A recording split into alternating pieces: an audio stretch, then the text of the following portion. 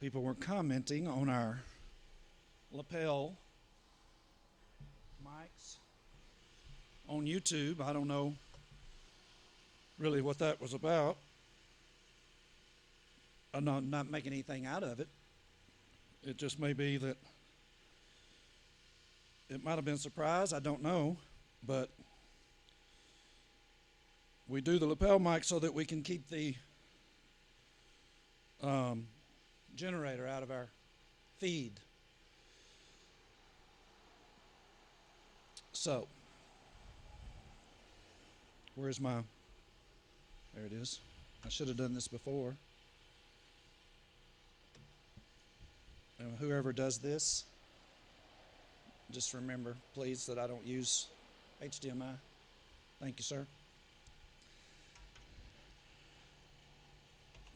Anybody that doesn't know Tanner, he's my grandson, so he doesn't take offense with me correcting him publicly. Thank you for being here tonight. This is night four. We are in a zone and a groove, and we're very excited that I think we've gotten there. And I have to say something about the individuals. Man, can you, I don't guess you can mute that, can you? I'll just pull it off. Oh. I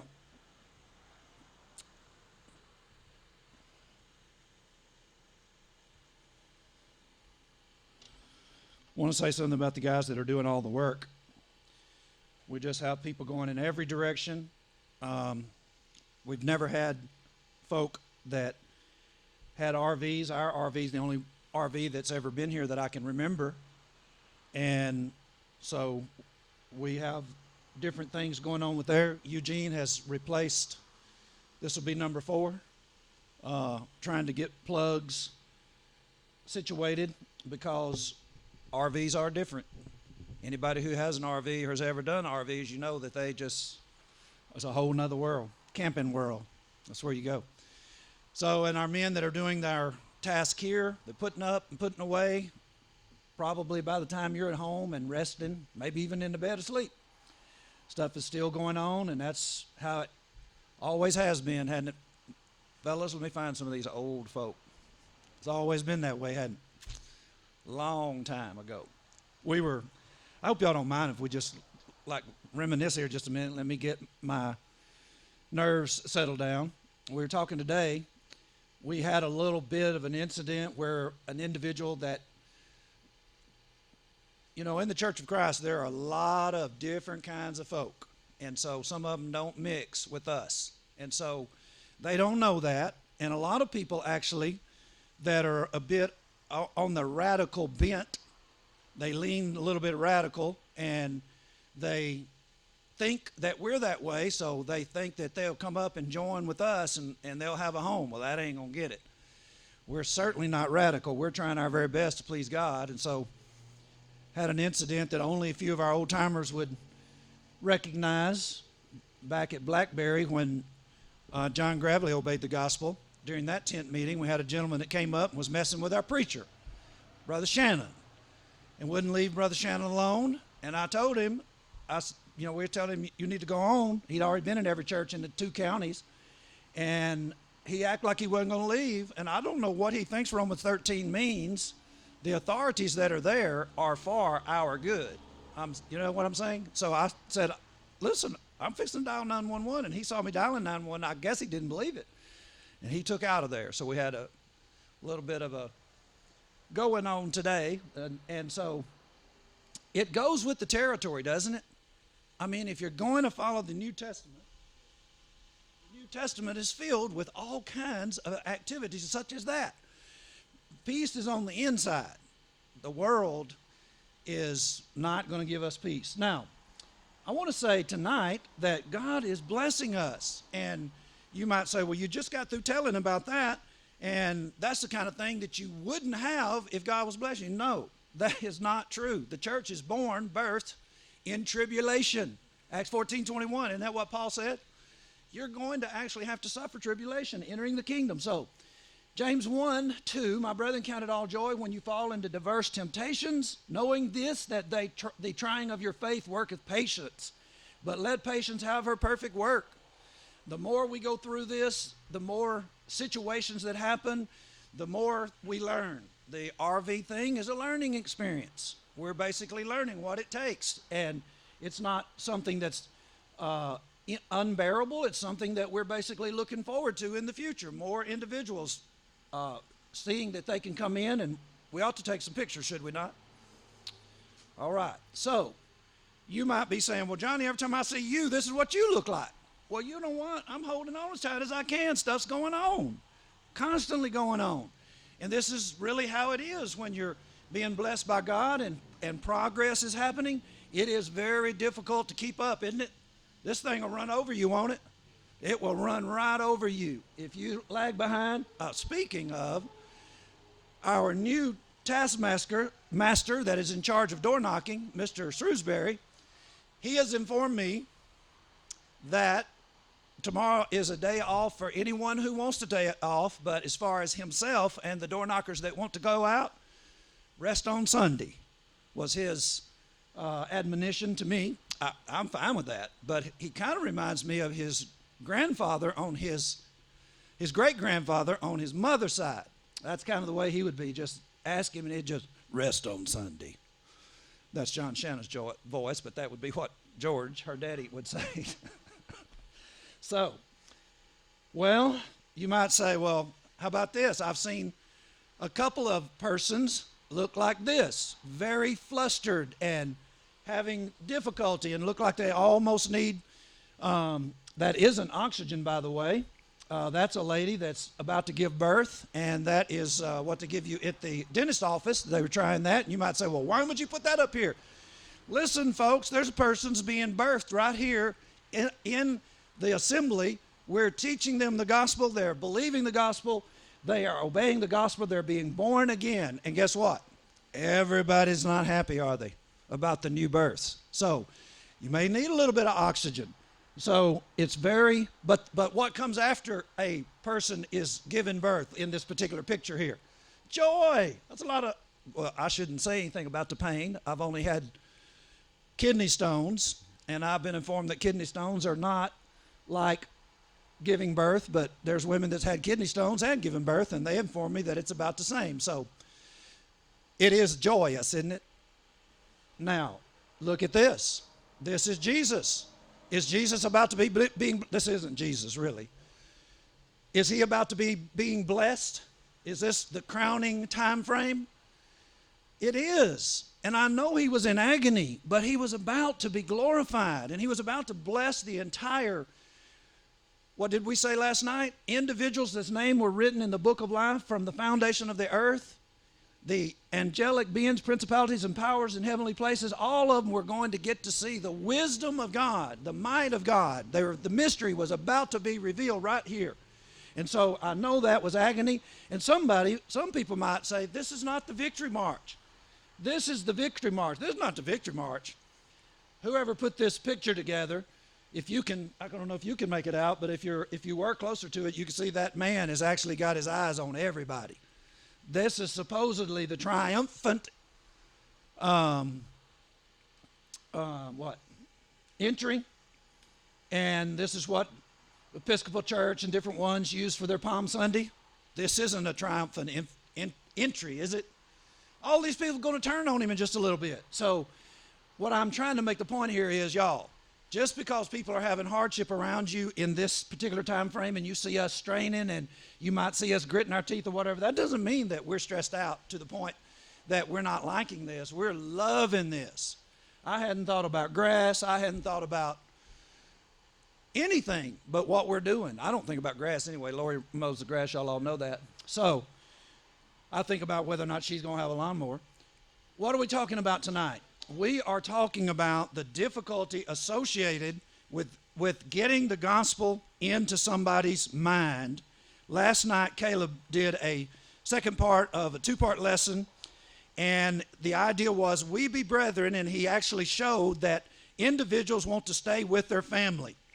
And we're talking about tonight basically a bit of the same thing, But we're talking more about the persuasion element. Look at all the different things that we have up here.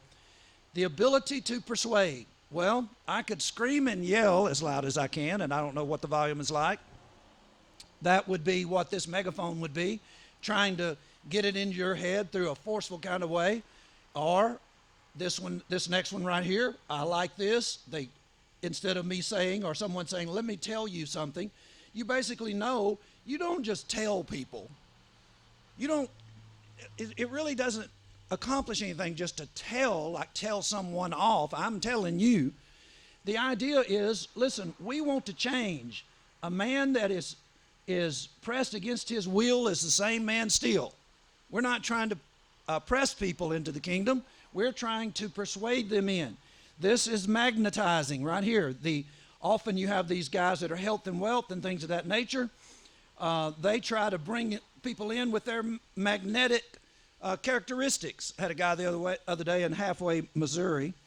He wanted to know what the dress code was. And I usually have a vest on all the time. And I said, well, do you know dress code for door knocking? I said, do you know Ernest P. World? And he just laughed for a lot longer than I intended for him to laugh. And when he recovered, he finally said, yeah, he said, you remind me of Ernest P. World sometime. And I said, well, that's fine. But I said, he goes in his closet and he's got the same wardrobe like 8 or 9 times, and he spends time trying to figure out which one of the same thing he's going to put on. I wear basically khakis and a vest every day of my life, and that's what I was trying to tell him. But the point of that was, he actually said to me in a roundabout way, that's not a very magnetic character that you have going on there. It's more like Ernest P. World. And I have been called worse, but that's fine. It's not about me. What's the drawing power? It's the gospel. It's the love of God. It's the wonderful sacrifice of his son. So we also have to deal with, I don't particularly work on emotions, even though there are certainly emotional things. We have individuals that are leaving the families and the family religion, and they're obeying the gospel. That's an emotional thing. I actually spent time with a gentleman today who watched his grandson change religions. Very difficult. I was reading through some of the material that we have tonight, and we're going to be in John 11, and you can get to thinking two things at the same time, and I was looking at how it was when Lazarus died, and there's reading and then there's immersing yourself into the context. And I found myself actually thinking about my mother in the last year. My mother's 80. In the last year, she actually told me that my papa, who I thought was like the Randy Travis song, He Walked on Water, she told me he didn't obey the gospel. I'm fixing to be 60 years old. I didn't need to know that. And I became very emotional as I was reading about the people weeping and seeing that Jesus loved him so. But we have to work on the logical part of the mind, the thinking part of the mind, and we also have to deal with social. We do have to be social. And so one of the reasons why we ended up parting ways with the gentleman today had to do with the rebel flag. You can't be sociable when you're raising up a arm of contention or an emblem of contention. We don't need that here. Well, I've never been asked to leave. Well, you've never been with the Church of Christ then. I don't know who you've been running around with, but that is not going to be a part of our assembly, because look at the people around you. You would not believe. Let me see if I can try it. You from Jamaica, brother? Is he from Jamaica? Virgin Islands. I need to talk to you after we get through. I was actually under the impression you were from Jamaica. I know somebody from the Virgin Islands. Peru, Cuba, that's the same person, Cuba and Peru. So multinational. We have multiracial, multinationals. Caleb was born in the Marshall Islands. You have people here. We have members from Barbados. I was looking around I knew I would miss if I started that. But you see what I'm saying? You don't want to just ended up apologizing because you weren't paying attention to social being careful about social offenses and things of that nature. And then you have this, manipulating. The kind of persuasion that goes on in the business arena, power of persuasion, that is really, it's powerful manipulation. Now, y'all, we don't do that. Now, I know if a person comes in, they say, well, that's natural that you say that? Well, just ask around. You'll find out that there's no manipulation. The idea of being a servant is what is actually our idea from Jesus to exalt yourself is serve each other. I really appreciate Joey's prayer and a communion with each other that reaches to the soul, and that's really what it is. When you are involved at the level that we're trying to get, that's what it is. Our proverb for today, it is amazing. Today is the 18th, is it not? How quickly, the proverb for the day, Proverb 18. Through desire, a man having separated himself seeketh and intermeddleth with all wisdom. Now, I'm going to really have to meditate on that, especially today, because when a day happens like this and things are going on like they are, I'm going to have to make sure whether this is a good thing or a bad thing. And when I looked at it today, I wondered if it were the case that if we separate ourselves, we begin to actually seek and intermeddle with all wisdom. And we'll have to look at that, because I will say that when you start separating yourself from the crowd, you start learning a lot. You really start seeing things differently when it's just you and God and his real people. And so tonight, let us actually look at a passage. You see it down there, Persuaded. Now, this account is found in Luke. And we're going to look a little of it. Caleb looked at it last night, Luke 16:27. And we're going to ask a few questions, and we'll probably cover 3 points, and we'll see what we get from that in regard to helping ourselves and helping those who are with us. Now, I'm going to back up a little bit, and everybody can remember what this is. This is not a parable. As I only find this particular instance, I don't find any parable where there are persons named. Now, when Jesus puts forth parables, they're general. This actually said there was a certain rich man that was clothed in purple and fine linen and fared sumptuously every day. And there was a beggar named Lazarus, which was laid at the gate full of sores. We all know that he was not treated well in this world, in this life, and they both died. And Lazarus ended up in Abraham's bosom, and the rich man in torment. And the rich man cried and said, Father Abraham, have mercy on me, and send Lazarus, that he may dip the tip of his finger in water and cool my tongue, for I am tormented in this place. Regardless of what people think, it is the case that our intentions are good. Now, I want to tell you something. I don't know how to tell this, Ian, without implicating. You'll get it. But it is a good thing, and I don't want to come across the wrong way. We found out last night a wonderful piece of information, maybe today, that a person with whom we associate, Ian and his mother, Cindy, Lori, and I, we all have a particular caregiver in the medical world that is our mutual friend. And we found out yesterday another person in that office watches our program, and they were actually watching Caleb last night. And so when we talk and maybe come across in a way that possibly could seem condescending, we are as far away from that as we possibly can be in our minds. It is very difficult to stand up here and have everybody look at you and not make mistakes and not come across in such a way that it pleases everybody. It is hard.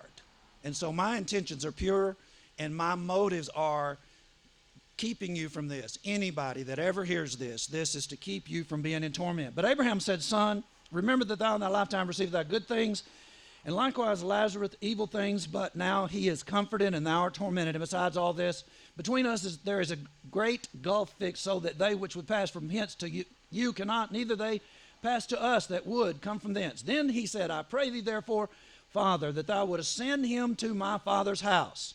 Now, this is really where we want to start paying attention, because it is the case that individuals that have been having suffering this week, they actually were able to persuade. The gospel has been put into people's minds, or certain individuals' minds, in the gospel, and the brethren and the family members that believe the gospel have been rewarded. But with it comes the difficulty. But it happens. And that would be, for those of you that don't know, Sean obeyed the gospel last night. And this is Sean right here on the second to the end, right behind Melissa and right beside Matt. And so we're very thrilled to have him as our brother. He graduated from high school this year. And so he obeyed the gospel, and he is in conflict. So everybody remember to pray for Sean. For I have 5 brethren, that he may testify unto them, lest they also come into this place of torment. Abraham said unto him, they have Moses and the prophets, let them hear them. And he said, nay, Father Abraham, but if one went unto them from the dead, they will repent. And he said unto him, if they hear not Moses and the prophets, neither will they be persuaded, though one rose from the dead. Now, here's our question tonight. How did Abraham know this? You just don't read something and just move past that without the proper curiosity that brings up. How did Abraham know this? What's going on here? Listen, we're in the soul persuading business. If an individual comes up with a great idea, and I thought that was a great idea, someone from the dead, that not a great idea? Don't we talk about sometimes how individuals actually say often, if we could just do miracles? Do you think God left us powerless, took the miracles away, and left us with the lesser? No, he left us with the greater. The miracles were to confirm that this is his word. This is the power. Well, what if we had this, and what if we could raise somebody from the dead? No, not going to work. How do you know? How did he know? You might say, well, he's Abraham, and he is in the other world, and that gives him extra knowledge. No, it doesn't. If you want to look around in the Proverbs and the book of Psalms about what the dead know, they don't know anything on the earth. Now, you put me to the test on that. Let's see if that's not the case. Now, how did he know that this wouldn't work? John 8:56.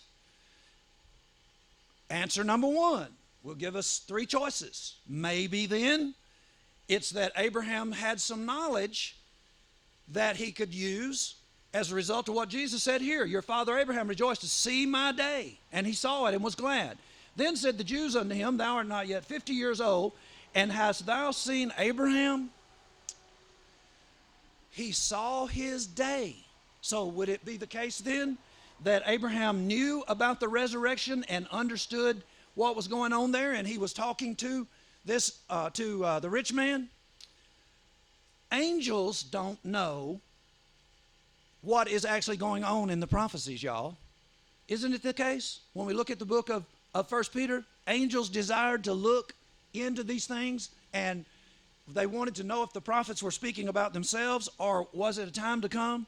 This information about what was going to happen to Jesus, there are prophecies that are very precise, but at the same time, who really understood that Jesus was going to be crucified and that he would be glorified and become the Messiah in a way that they never realized? You might say, never realized? Nobody? What was John the Baptist doing right before he died?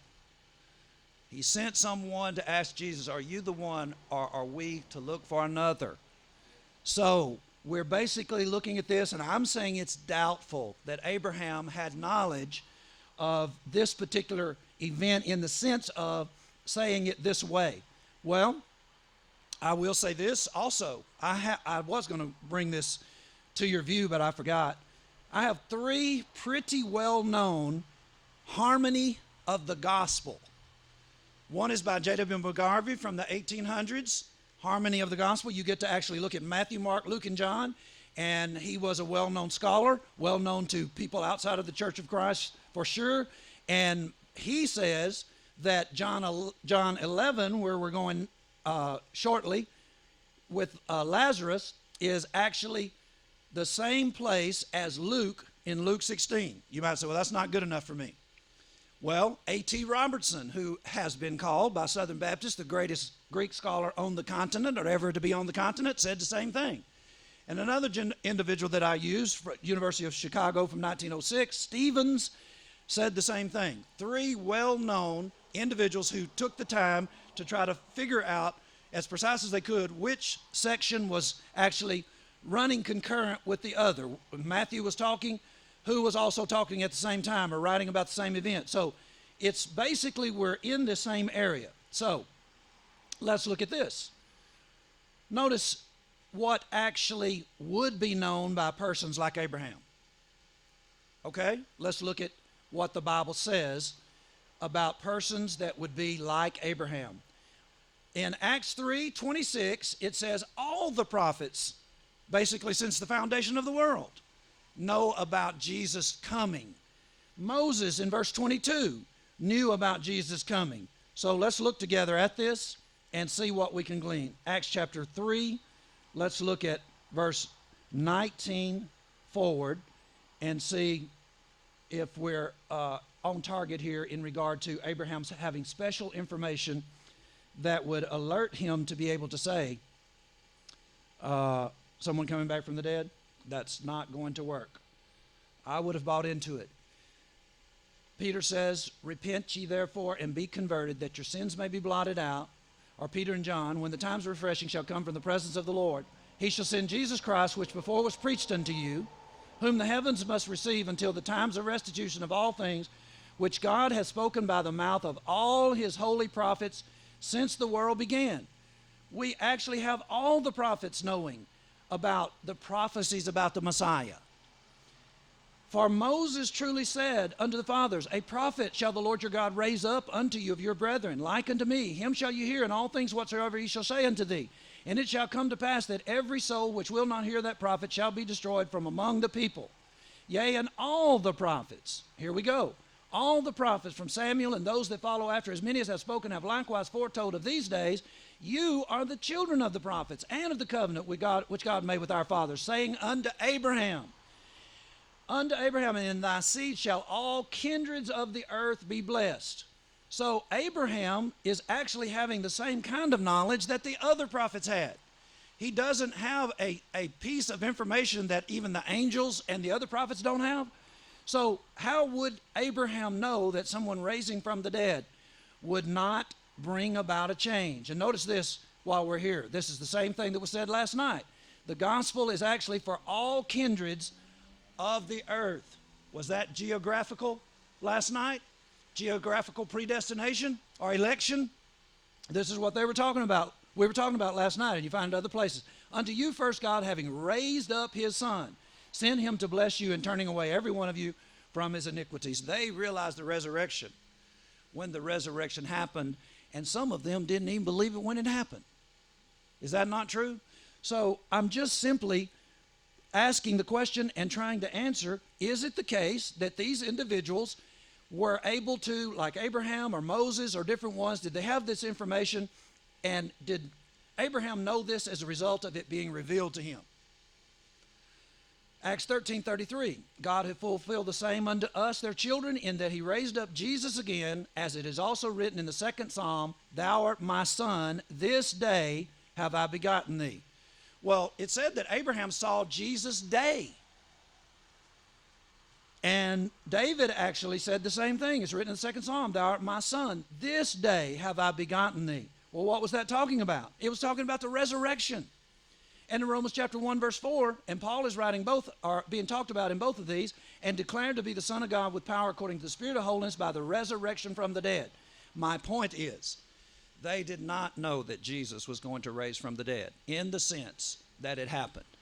These individuals were looking at the prophecies, trying to unravel them just like the angels were. So Abraham saw Jesus' day, but he basically saw Jesus' day in that Jesus was going to turn all people away from sin, deliver them from their iniquities, bless all nations and all kindred of the earth.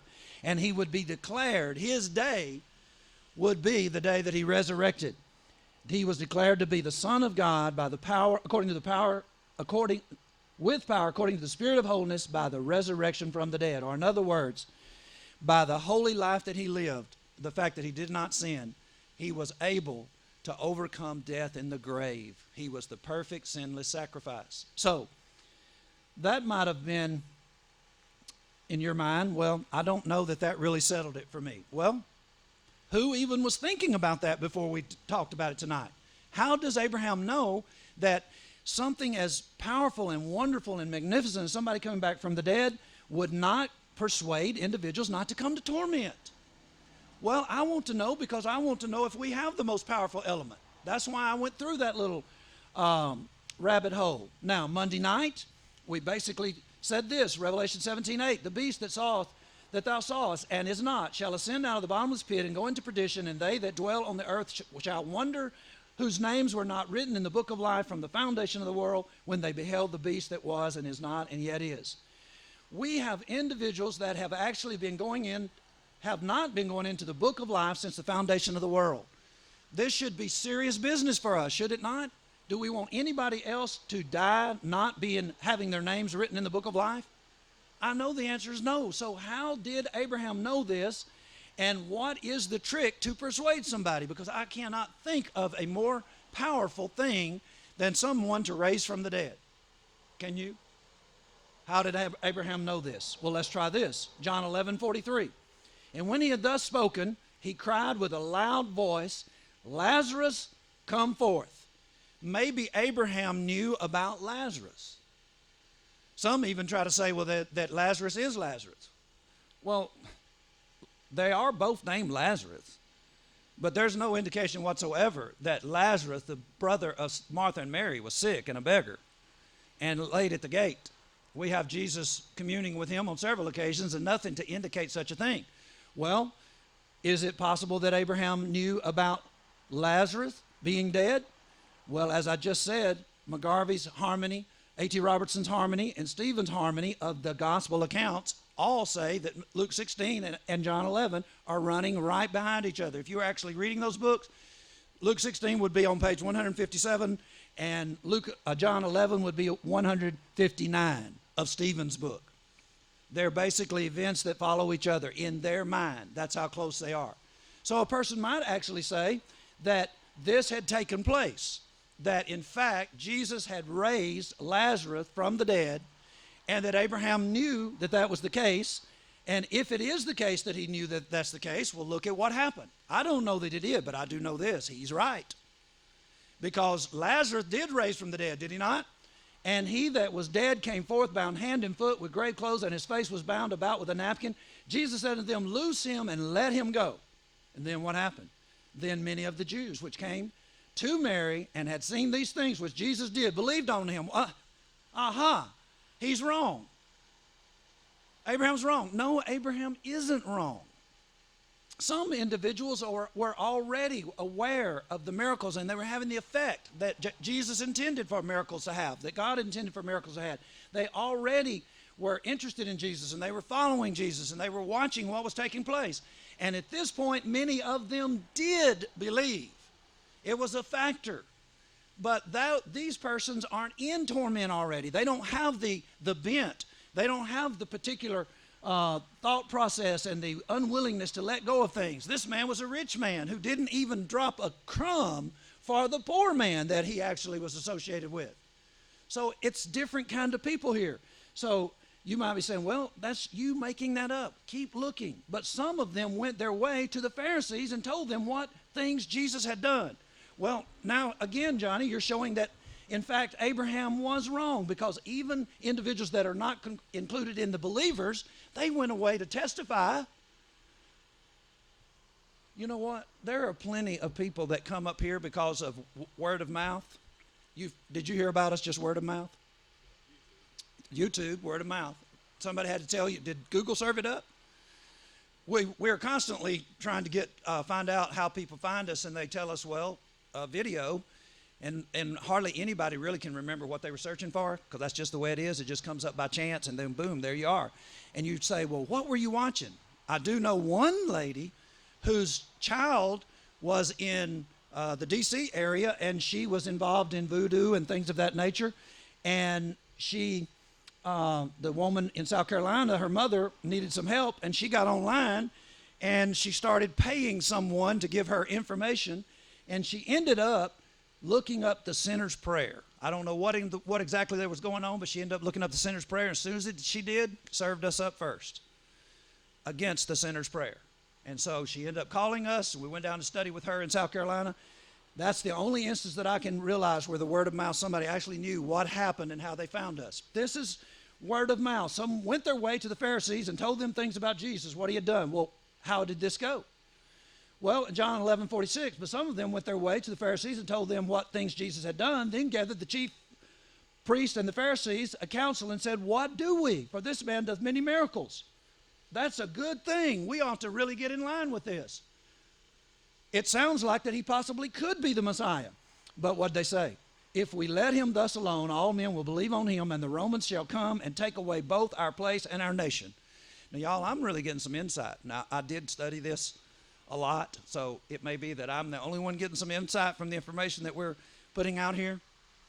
But if it is the case that individuals can be so self-absorbed and so determined to keep that which they have gathered to themselves, power, influence, money, control, power, same thing, that they can hear of these magnificent miracles such as raising someone from the dead, a blind man born blind, you just continue the things that created Jesus' fame all the way from Luke chapter 4. And these individuals' response is, if we leave him alone, all men will believe on him, and the Romans shall come and what? Take our place and our nation. That is, to me, such a nugget, because that's what we're warring against. You might say, well, we don't have anybody in here that are rulers. You're a ruler of your little castle, aren't you? I could ask your wife, and she'd probably say that. At least you think so. Till she gets a hold to me. Not your wife, my wife. Y'all, you don't have to be a ruler to have this kind of thing going on in your life, do you? When you start thinking about obeying God, when you start thinking about coming to the tent for 2 weeks in a row, what happens? All of the things that need attention that we generally spend, I don't even know, can we all confidently say 75% of our time on? I know we don't give God much more than 25% of our time, do we? That's a lot of time. 25, man, if I could get 25% out of everybody in here and we get with it, I cannot imagine how many twos or threes of people that are here today would actually be with me every single day of the week. It would work out that way. That's called 20-80, isn't it? Or is it the 10-80? 20-80. If you get 20% of the people give you 80% of their time, you can basically just about get anything done. So these individuals are being presented to us as top tier, and they're getting a top tier miracle. And Abraham said to the rich man, it won't work. How did he know? Well, I don't know if he knew about Lazarus, and I don't know if, I know he doesn't know this part right here, if it is the case that the dead don't know anything that's going on in the earth. I don't know how he knew, other than you basically get to the point where you know human nature after a while. Abraham lived how long?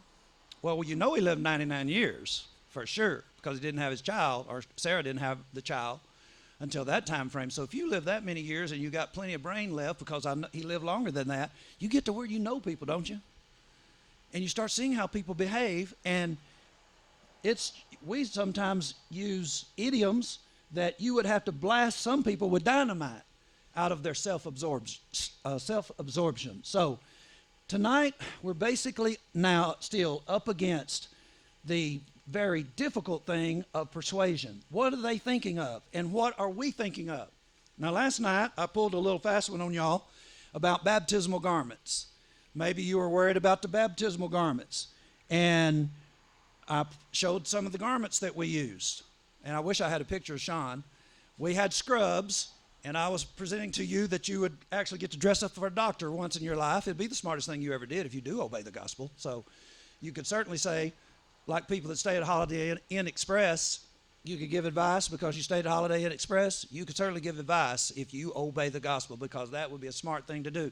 Well, we didn't bring the scrubs over there, and he had to be baptized in the old garment, and so That was quite a fun time, except for anybody who was involved in leaving the scrubs behind. And so, is it the case this evening that that's what's holding you back? What are you thinking about? Getting wet? Sometimes I don't want to pick on any women because I don't want any women to be mad at me. But sometimes women, they think about their hair and how they would look when they come up out of the water. Well, you know, there's nothing to us men that looks worse than a newborn baby. I cannot figure out why women go on about newborn babies, because they look terrible. Well, you're going to be birthed. You're about to go through a new birth, so what in the world do you think you're going to look like? You're going to come out looking like a newborn, hair all wet and in disarray. What's wrong with that? You're actually missing torment, gaining eternity. I doubt very seriously anybody really is thinking about their hair here tonight. But I'm saying there is something. If a person hasn't obeyed the gospel, you say, I've already obeyed the gospel. Everybody in here has been obedient to the gospel.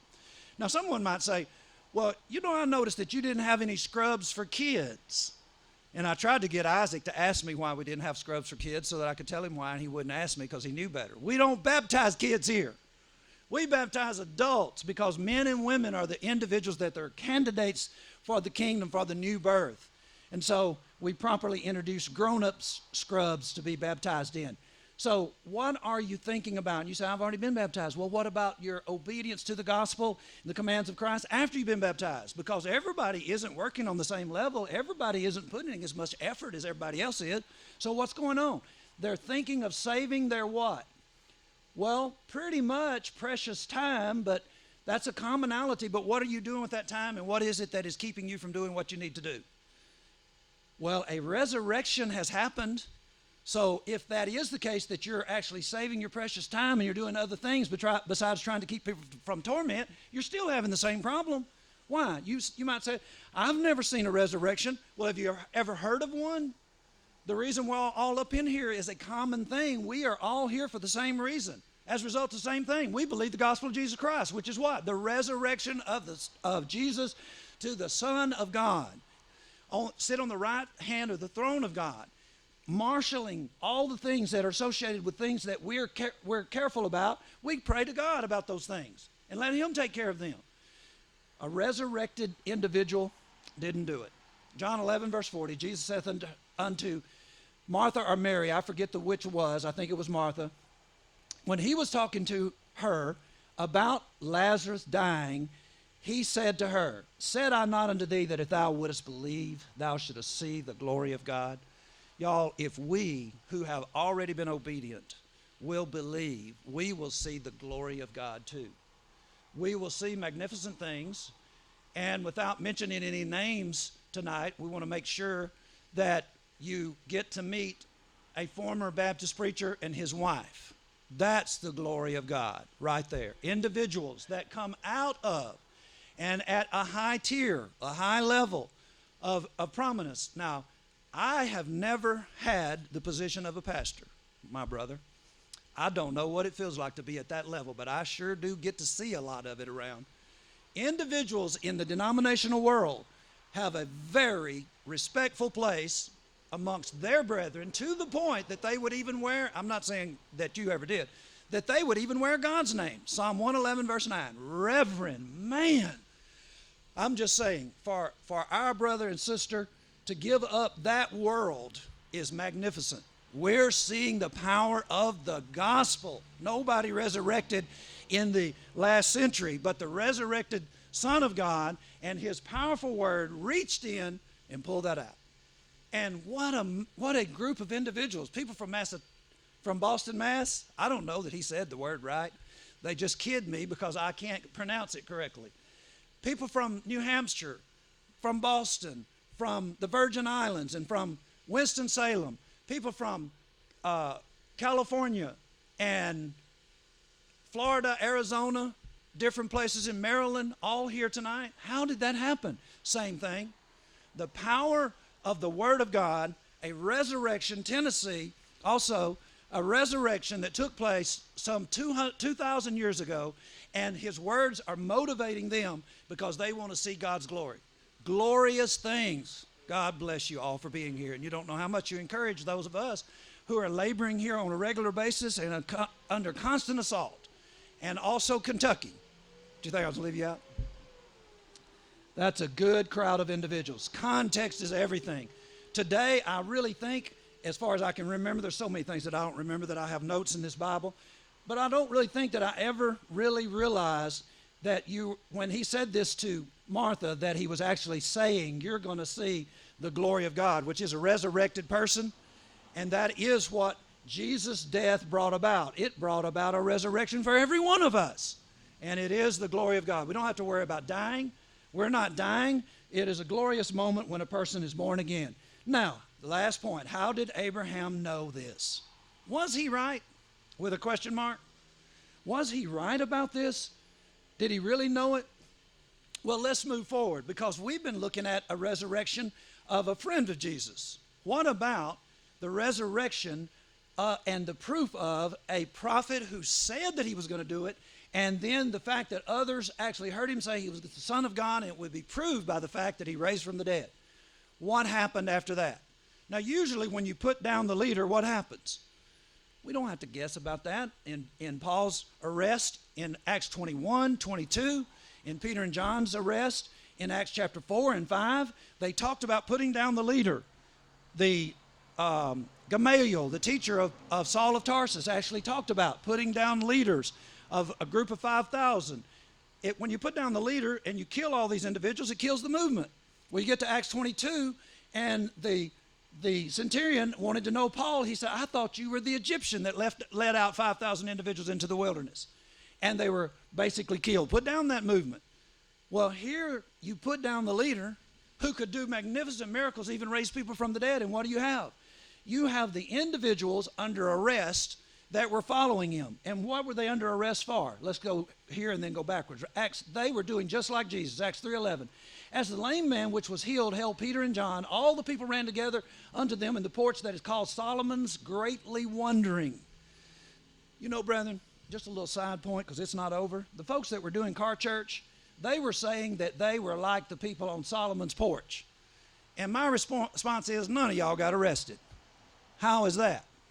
Y'all hiding out is what y'all doing. These folk were preaching, and they were doing just like Jesus, and they were at Solomon's porch and causing a lot of attention upon themselves. The individuals doing car church are trying to hide out. That's not car church. This is what individuals who have been with Jesus act like. Even though he died, he raised, they believed it. When Peter saw it, he answered to the people, you men of Israel, why marvel you at this? Why look you so earnestly on us, as though by our own power or holiness we have done this to this, our holiness we have made this man to walk?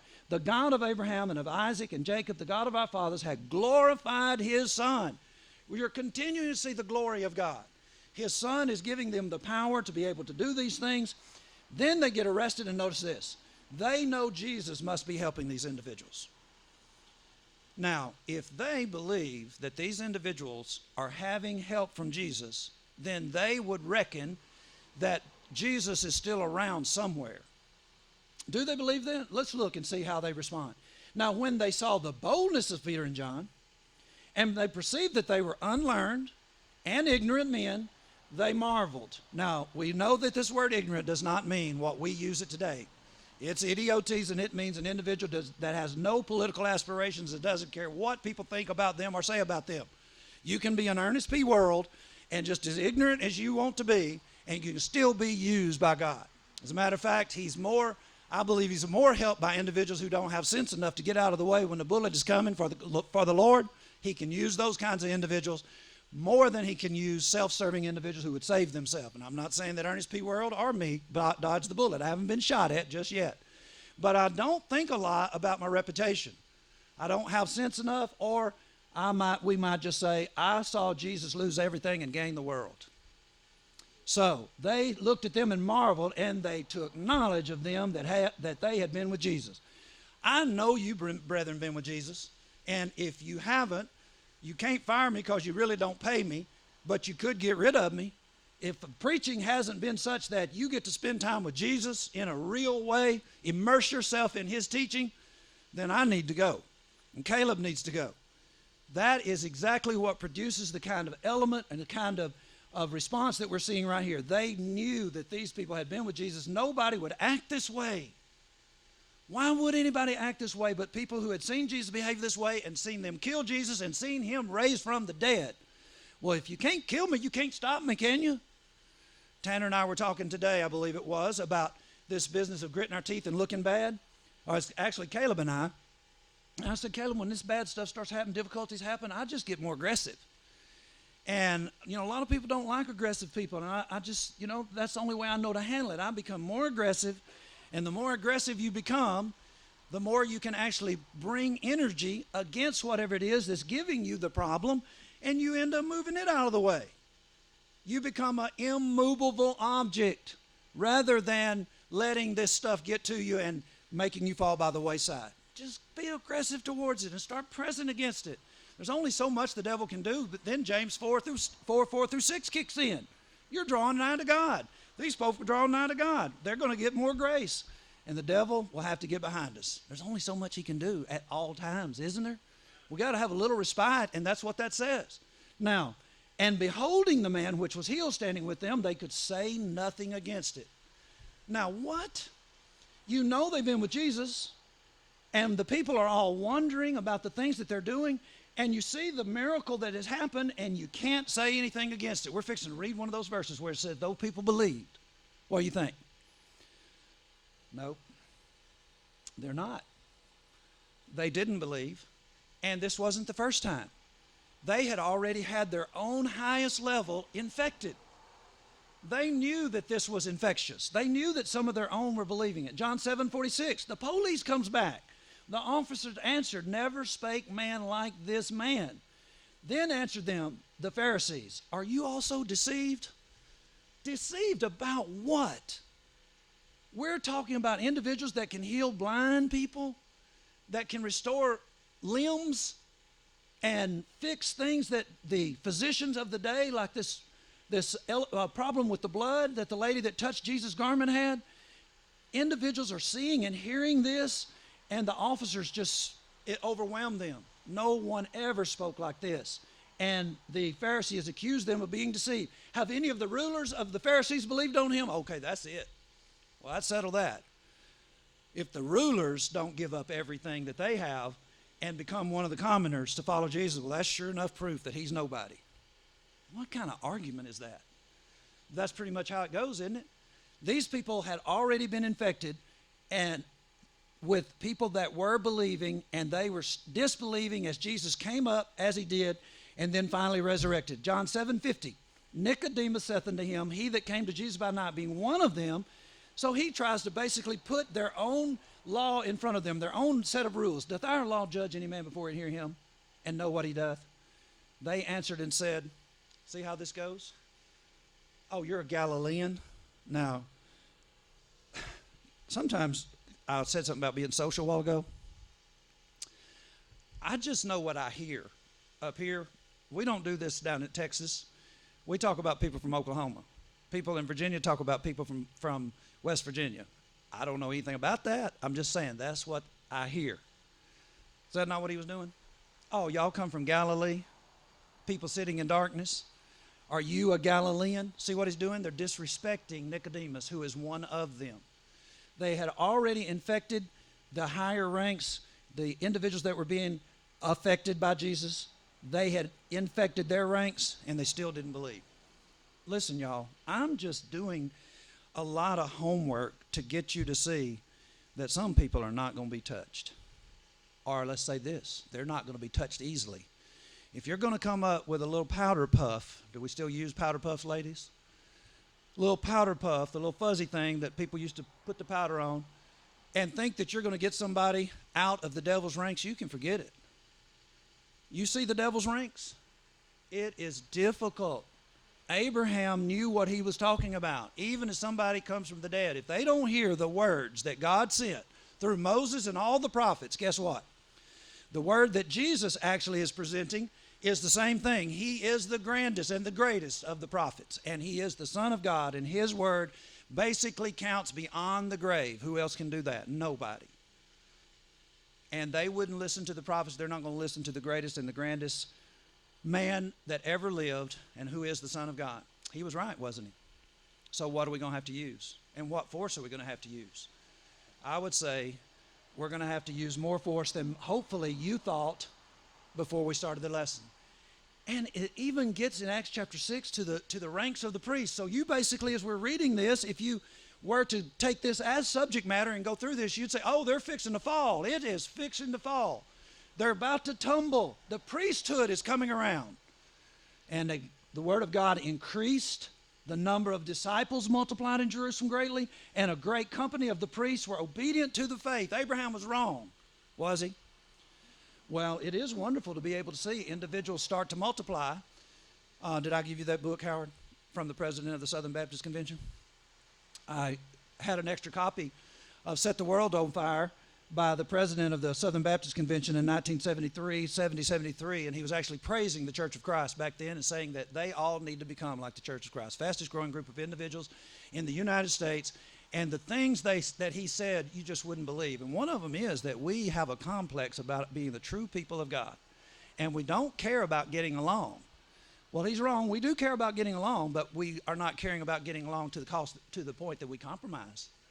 If we have to be a pest, Acts 24:5, Paul was a pestilent fellow. If you just have to keep pestering people to get them to obey the gospel, to get them to come to hear the gospel, whatever it is that you're trying to get them to do to get closer to God, keep it up. That's what it takes. Now, I wish that we could turn the page and see that it did affect. It had that effect, but it didn't. They started killing folk. As their system starts to look like it might topple, they were saying we're going to lose our place in our nation. And now they basically are. That was a prophecy in and of itself. If we'd have read the next verse, Caiaphas was not speaking of himself. That was a prophecy. He didn't even realize that he knew it. He said that they could actually offer up one person for the nation. Kill Jesus for the nation. Did Jesus save the nation? He did if they wanted to be saved. That's the only way the Jewish nation was going to be saved. And what they start doing then is they started killing people and cast him out of the city and stoned him and the witnesses laid down their clothes at a young man's feet whose name was Saul. And they stoned Stephen, calling upon God and saying, Lord Jesus, receive my spirit. But what did they just do? You know what? There's nothing greater for our cause than to create a martyr. They created a martyr. And the effect was such that when Jesus met Saul of Tarsus on the road to Damascus, what did he say? Isn't it hard for you to go against the pricks? How would you like to stone someone?